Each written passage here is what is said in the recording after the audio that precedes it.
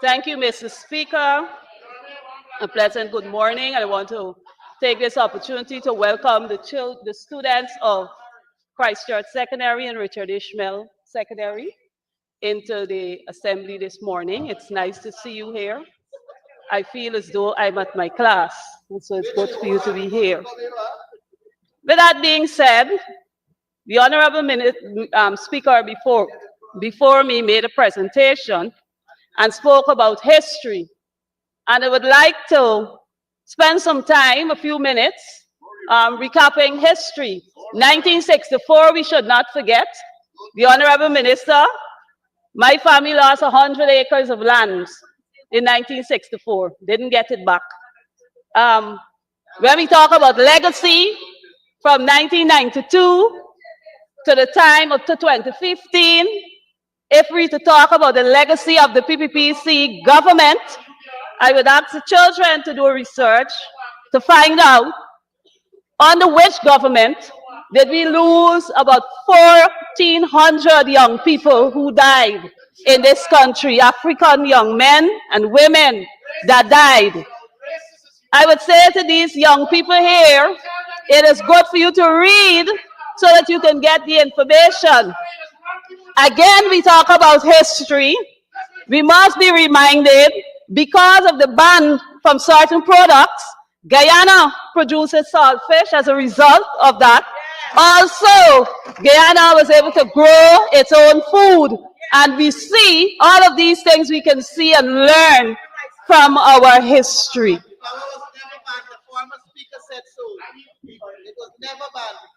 Mr. Speaker, today, as we dissect the tapestry of Budget 2025, we must cast aside the jejune platitudes that often punctuate these debates and confront the malcontent reality facing the Guyanese people. This budget, with all its pretensions of prosperity, is bereft of cogent strategies, offering little more than a roof masquerading as governance. The ruling PPPC government, in its static detachment, has managed to culminate another year of mendacious promises and dystopian expenditures that confound reason. This is not governance, Mr. Speaker. This is kleptocracy, wrapped in a veil of mendacity. I reflect on the words of Aristotle. The worst form of inequality is to try to make unequal things equal. Mr. Speaker, how do we justify a paltry 5,000 increase for our pensioners? A mere $167 per day. Mr. Speaker, barely enough for a pack of mint. Is it not an insult to those who have labored for this nation? The 3,000 increase in public assistance can't even cover one therapeutic session. A meager $100 a day reeks of an aberrant disregard for the vulnerable. The jejune offering is no salve for the hapless who must navigate an economy rife with inflation and unchecked, deliberate price gouging. The announcement of 130,000, where we have here, I have a breakdown. If you're getting 130,000, if you're renting, you probably pay 45,000. My colleague said to me at work, that's cheap. Transportation might be 15,000. If you have a child coming all the way from East Coast, the child's transportation to Georgetown will cover 8,000. GPL might collect a 10,000. Water bill, 3,000. You might pay internet, because you know we're in the age of technology, a 6,000. Your cooking gas is going to be a 5,000. You left with a little 4,000 to 6,000 to feed your family. The reality of $130,000. Mr. Speaker, adjustment to taxes and income tax thresholds. The question is, who controls the prices in the market? Distribution of cash grants, marvelous, but what system of confusion will be in place. Guyanese people don't know. Mr. Speaker, the promises of free travel on the new Demara Harbor Bridge and 50% electricity reduction hinges upon completion timelines that remain as malleable as the government's integrity.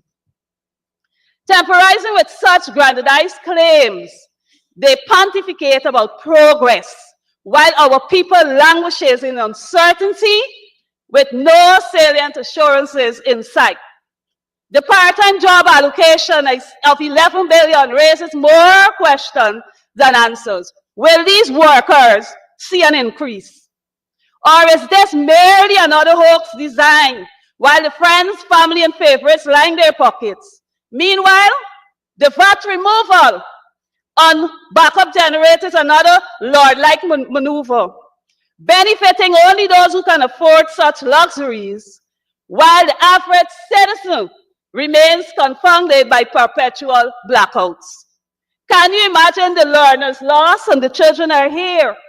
And the distress of our youths in this technological age with blackout. You got to do your assignment, you got to charge your gadgets, and then in the middle of it, blackout. The children, the young people of this nation can speak to that distress. Mr. Speaker, I turn my attention to Ministry of Culture, Youth, and Sports. Mr. Speaker, the allocation of 3.6 billion for culture appears impressive at first glance. But a closer look reveals that it is bereft of genuine intent. 57.2% of this sum will be put towards infrastructure, leaving our artists, musicians, and cultural practitioners scrambling for scraps. What is the rationale used by the ministry to determine where a project is most needed? We see from last year's budget, a recording studio is set up in Port Moran. It's not completed as yet. But, Mr. Speaker, the question is, what's the rationale? Mr. Speaker, how can we preserve Guyana's cultural tapestry when the government's priorities are glaringly skewed? For example, Mr. Speaker, under the coalition government, I come into this house since 2020, and all these people, the honorable members on that side of the house would talk up about Durban Park and Durban Park. All they're focusing on is the money. But what is the historical significance of Durban Park? Durban Park is located at the area where you have the Independence Arch. Durban Park is located at the area where you have the Square of the Revolution. Durban Park is located in the area where you have the Office of the President. Durban Park is located in the area where you have the Botanical Gardens. Durban Park is located in the area where you have the National Cultural Center. The historical significance. Mr. Speaker, Durban Park was created to celebrate Guyana's 50th independence anniversary. That is what it was created for. Anywhere in this world you go, people celebrate things with significance. What happened to the flagpole? Why is it that we don't see the golden arrowhead flying on that flagpole? What is wrong with having our golden arrowhead flying high there? The children in this house today can speak to the experiences of Durban Park, since many of them would have participated in the event there. Mr. Speaker, Guyana's cultural heritage is a unifying force for development, a representation of our cultural cross-fertilization. Yet, matrimony, a cornerstone of our national identity, has been reduced to a mundane spectacle, stripped of its vibrancy by a government intent on imposing its narrow, censorious vision of one Guyana. The government's interference in cultural expression is not only imprudent, but an affront for our nation's heritage. Mr. Speaker, we see the PPPC government sees everything as political.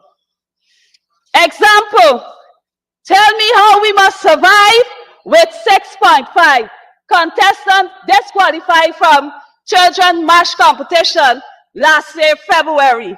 What were the words of the Calypso? And I say it.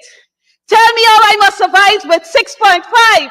Please tell me how I must survive with 6.5. I have a burning issue on my chest.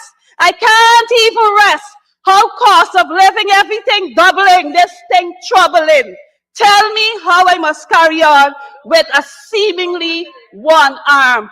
Tell me what is political about this presentation. Social commentary is a part of our matrimony celebration. Rules should not be there to affect our children. Quite recently, the Heart of Guyana, cultural creativity, hear this piece that was disqualified for political reason. Well, Guyana, this is you, building new things, carving new roads, so brand new. Where sugar once flowed and cane fields grow, now we chase trends, shiny and new. But tell me, Guyana, what's left of you? All the things we used to do. Oh, Guyana, the things that make you uniquely you. Tell me what is political about that life. I am trying to figure it out. These are the things that are thrown out. Mr. Speaker, Guyanese cannot afford to continue to see one type of dance presentation, one set of drummers, one set of musicians, one type of presentation at all the national events we have under this one PPPC Guyana team. We need to see diversity in keeping with our national motto of one people, one nation, one destiny. That's our national motto. And we must say it and let our children understand that is our national motto. Our government will allocate resources to preserve and showcase Guyana's rich cultural heritage for all ethnic groups, as well as music, dance, and our festivals. We will ensure every ethnic group receive the amount of money budgeted for them, and not to impose political decisions to cripple ethnic groups. We will ensure the projects are done, meet the needs of specific needs. And APNU-led government will rectify this by creating the Cultural Industry Secretariat, free from political interference. We will empower our local artists, musicians, filmmakers, and practitioners with non-partisan grants.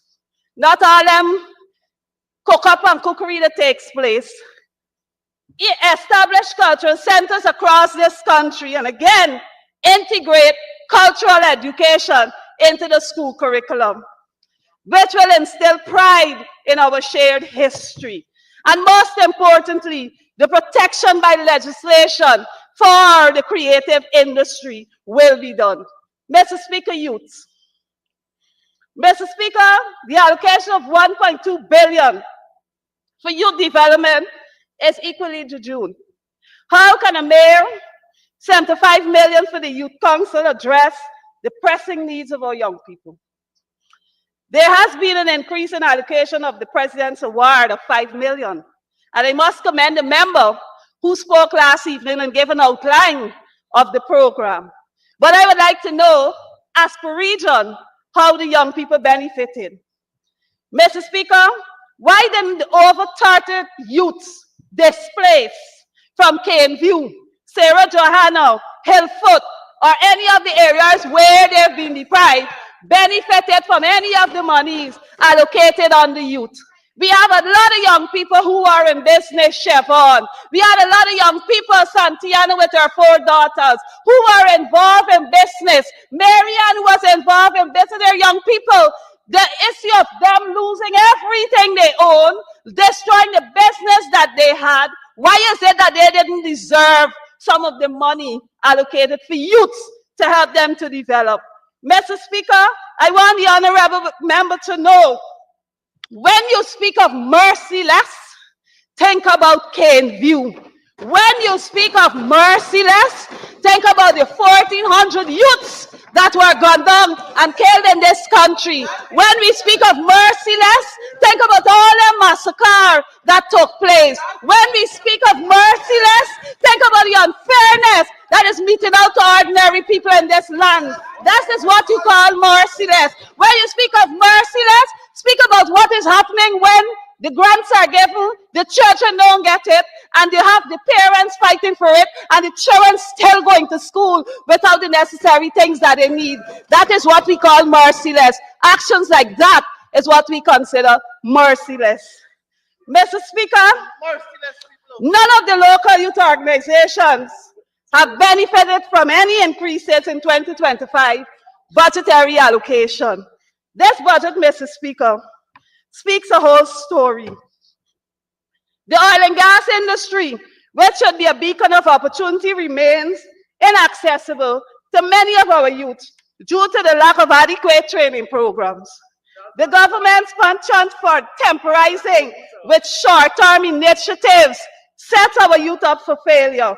Ministerial powers that dictates a 12-month program must be completed in 4 months speak to the uncaring nature of the learning process, but rather the importance of the numbers game. Mr. Speaker, our government will empower youth for national prosperity. Under coalition government, we will launch robust, again, long-term youth development programs, provide funding for young entrepreneurship, and establish business hubs at strategic locations like the airport, where only certain people could get stalls, like our stadiums, where there's no space for our local people. Create business hub. You're doing training, create opportunity for the young people to do their business. Create opportunity for them to showcase. I'm always disappointed when I visit the games that come to this country. Thankfully, I can pay for my own tickets and go. When you go to the games, you walk around and you're looking to see, what can we find about Guyana? Nothing. Nothing.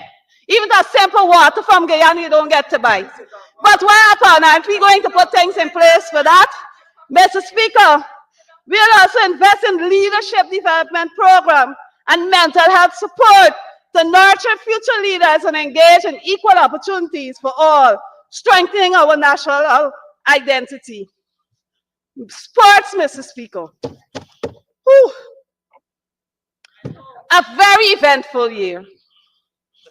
A very eventful year. Mr. Speaker, the secrecy surrounding the tragic death of Joel Adams on July 9th, 2024 at the state-run swimming program and the subsequent cover-up exemplifies the government's lack of accountability. This teen did not even deserve, and the strange thing, you know, Joel had friends, Joel had teachers, Joel had people that loved him, not because he lived in a state-run facility. He had people that loved him. I've encountered Joel as a teacher, and it's very difficult to think that a simple ongoing service, he didn't deserve a live stream that people could be there to really saying it was all a secret. The questions surrounding him. Why was the FINA certified coach not in charge of the Learn to Swim program? Why was the ambulance and medical professional not at the Learn to Swim program if you're teaching people to swim? Answers, these needs to be answered. Only the ministerial mystical powers have the answers. While the government boasts about medals achieved by our athletes, all of Guyana is super proud of their achievements, and I pause to acknowledge, let's acknowledge our athletes who amidst every challenge, who amidst every trial, who amidst every testing, was able to still bring home medals and fly the golden arrowhead, not the one Guyana, the golden arrowhead of Guyana for this nation. Unlike when you send the children to the Inter-Guyana Games and the uniform got big one Guyana, you don't even see the flag. You check Suriname uniform, they got the flag. Check French, everything. But when you check Guyana, big one Guyana. Where is our coat of arms? Where is our national symbols? This is what we want to see. That is what we want to see. That's what represents Guyana. While the government boasts of medals achieved by our athletes, all of Guyana is super proud of their achievement. However, Mr. Speaker, these athletes had to finance their own training. While the coaches work for free, where was the governmental support for our athletes and coaches? Not even water at the venue or a free transportation to take them for training was provided. Only when they're ready to go to the international stage, then government show up.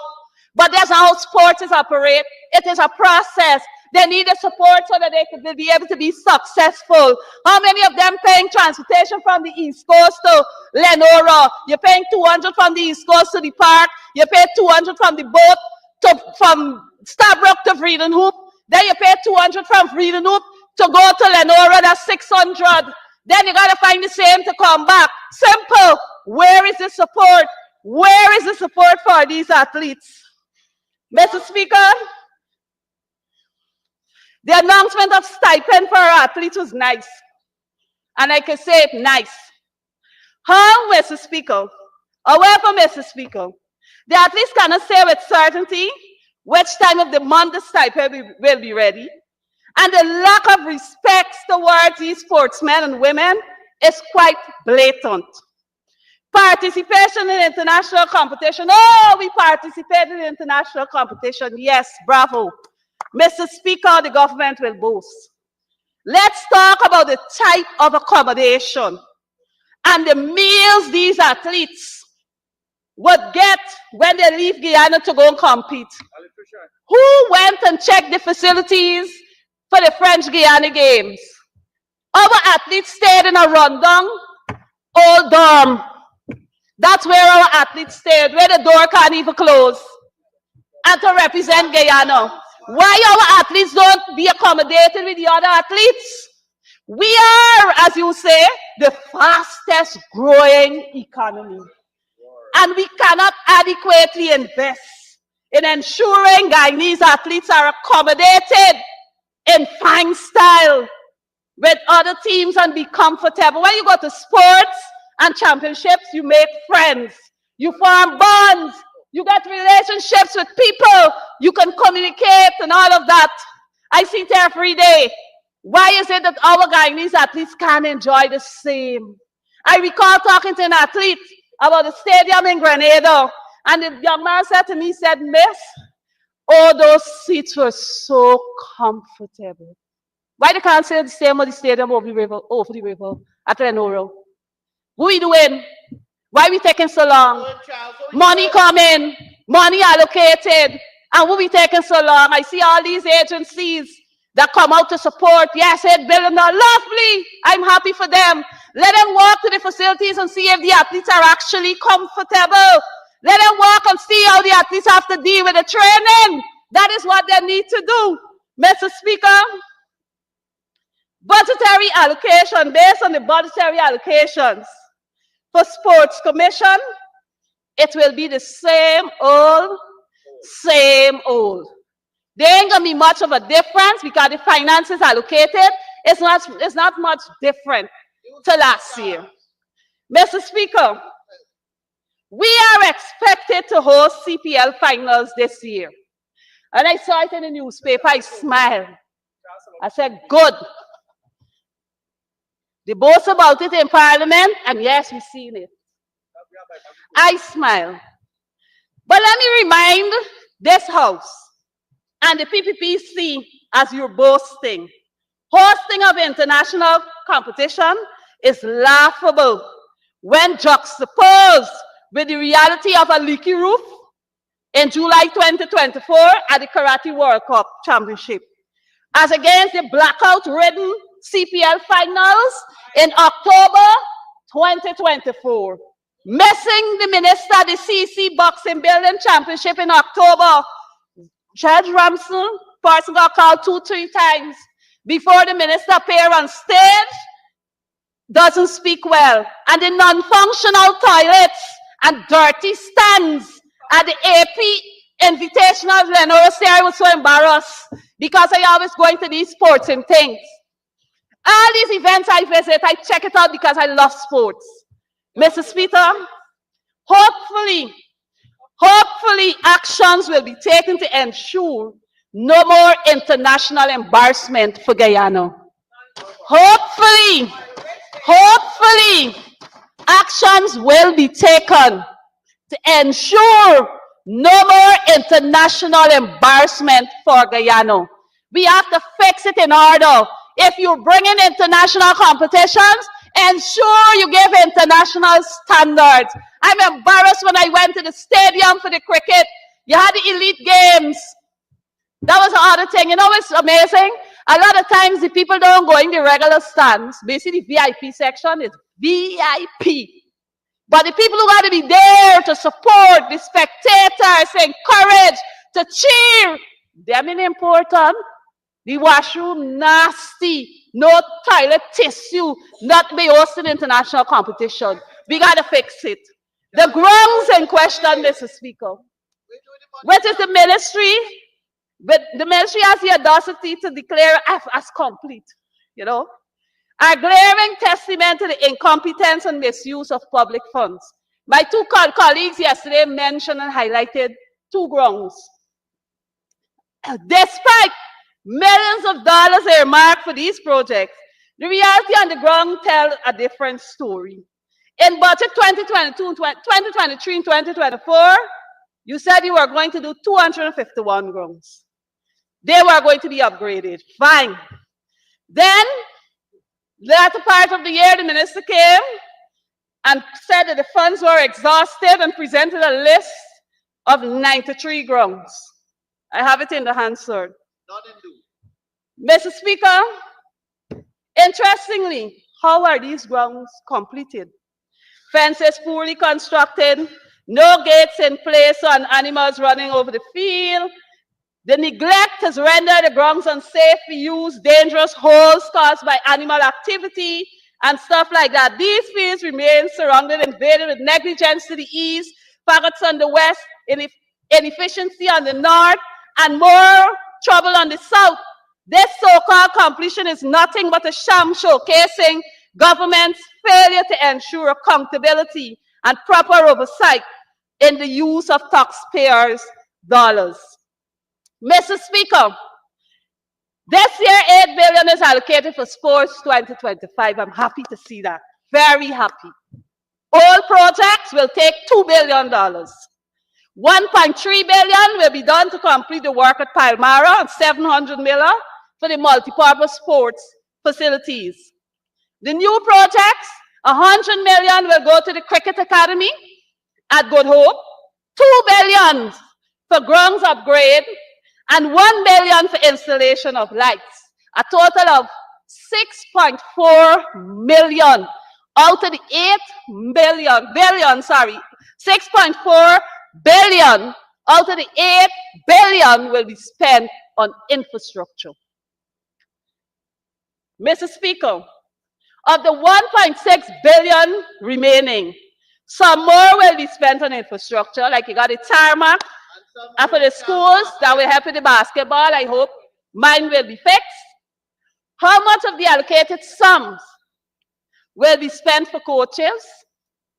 Mr. Speaker, here again, our athletes will be shortchanged, since 80% of the sum will be spent on infrastructure. Last year alone, we spent how much $1 billion on infrastructure. How was these athletes actually benefited? They ain't got no access to the facility. They ain't got to use it yet. Nothing. Mr. Speaker, back in the early days, we had more athletes in various sport discipline because their facilities were well kept and they were accessible to our youth. Now, we have an upgraded facility that takes 4 long year, 3 long year, 2 long year, and you're going. Cliff Anderson Sports is a perfect example. It's not completed, our work still going on outside. And newly constructed facilities, not certain of the completion of stadiums, be at 2, 6, and 10. Mr. Speaker, the question again, how is this? that projects are selected to be done. To Mary Red Ground, or Hyde Park, to Mary Red Ground, a ground that I ran on as a child, provides services for persons at St. Mary's Primary, provide opportunity for people at Susdyke Primary, Susdyke Secondary, to Mary Primary, and all the other schools in that area can use Mary Red Ground. Was the ground done? No. Why wasn't it done? Only God knows. But if we're working with needs assessment, that would be important because it will serve the schools in the area as well as the children living in the area. We go down the line to Canaan. We minister not in the house what they want tell you now. That go to Canaan, have the meeting with the people. The people talk about the ground being done in Canaan, and he tell the people they're too covetous. They always want something. Now, why is it that you don't see the need to do the ground in Canaan? Canaan will serve not only the people of land of Canaan, it will serve Supply Primary School, it will serve Friendship Secondary School, and all the other schools within that square, Pearl Primary and so forth, where they can use the ground to complete their sports. Why was Canaan not done? Only God in heaven knows. Same old. We need to be real. If you're doing the project, ensure that the people can benefit from the project now. Honorable member, I want to ensure you benefit from an extension. Thank you. Thank you, Comrade Speaker. I do move that the honorable member be given 5 minutes to conclude her presentation. Thank you, Chief Whip. You may continue, honorable member, for 5 minutes. Thank you, Mr. Speaker. And I can name several grounds. Grounds in Port Village, Myconi, fence, still can't use. Ground at Ogle need cleaning and fixing, still can't use. And the many other grounds I can name along this thing. Mr. Speaker, our government will ensure continuous sports development by investing and completing modern sports facilities and strengthening grassroots programs to identify and nurture the talent from an early age. Mr. Speaker, programs will be provided for our young people, scholarships for the young athletes to compete in regional and international competitions. Partnerships will be created with local and international organizations to enhance sponsorship, coaching, training, and sports science. The APNU government will prioritize the dignity and well-being of our athletes. We will continue to ensure proper facilities, timely stipends, and comprehensive support for our athletes. Mr. Speaker, in keeping with our people-centered development strategy, as a coalition government, our Ministry of Youth, Sports and Culture, and I want the workers to hear, as a coalition government, our Ministry of Youth, Sports and Culture will be one where workers will be respected. No phone call to a minister will cause disrespect to any worker. No worker will be disrespected since their skills, experience, and qualifications will be used for the good and the development of this nation. The athletes, the craftsmen, our youths will get adequate support without ministerial dictatorship. Our ministry will see the empowerment of our youths, sporting excellence and cultural renaissance. Mr. Speaker, preservation and celebration of Guyana's rich cultural diversity. We will have our industries, Mr. Speaker, the Cultural Industry Secretariat, strengthening our national identity through social cohesion of our youth engagement. Mr. Speaker, this budget is not a tapestry of prosperity, but a dystopian blueprint for continued disenfranchisement.